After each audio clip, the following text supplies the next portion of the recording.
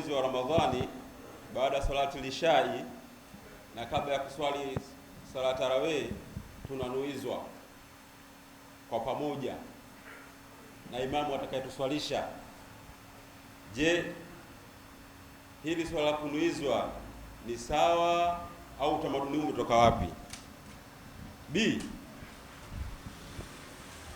je, nia ni lazima kuitamka kwa lugha ya Kiarabu?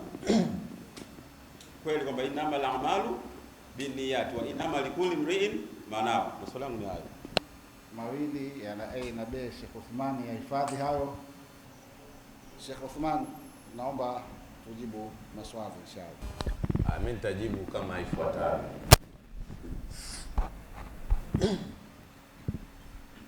Nikianza na swali kuhusiana na tarawih. Tarawih, neno hili tarawih linatokana na neno arraha. Arraha maana yake kupumzika. Arraha maana yake kupumzika.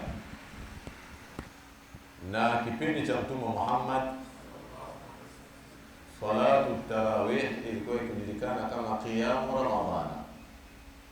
Qiyam Ramadhana. Ndio maana katika hadithi imekuja man qama Ramadhana imanan wa ihtisaba ghufira lahu ma taqaddama min dhanbi. Atakayesimama katika mwezi wa Ramadhani kwa kuswali, kimaanisha salatu at-tarawih, imana, akiamini kweli kweli kuwa ni maagizo ya Allah subhanahu wa ta'ala na maelekezo ya Mtume Muhammad, wa ihtisaban, na akataraji malipo kwa Allah subhanahu wa ta'ala, ghufira lahu ma taqaddama min dhanbi, atasamehewa yote yaliyotangulia katika madhambi yake. Aslu tasmiya, asili ya hili neno imetokana na urefu wa sala walizokuwa wakisali masahaba wa Mtume Muhammad salawatullahi wasalamuhu alayhi. Walikuwa wanasoma sana Qur'ani, lakini wakisimama sana, wakaweka utaratibu wa kupumzika kila baada ya rakaa 4. Wakaweka utaratibu wa kupumzika kila baada ya ikaitwaje? Tarwiha. Ikaitwa nini? Wingi wake tarawih. Sawa? Nimeeleweka hapo eh? Naam. Kwa hiyo asili ya neno qiyam Ramadhana ikaja ikabeba jina la tarawih. Sasa na la mushahhata fil istilah, kiingia katika sheria, katika utaratibu, hatushindani katika majina. Yaani Waislamu mpaka leo kuanza kuuliza ili jina lilikuwa hivi, maana yake hatuna mambo ya msingi ya kutushughulisha. So tumeona vizuri eh?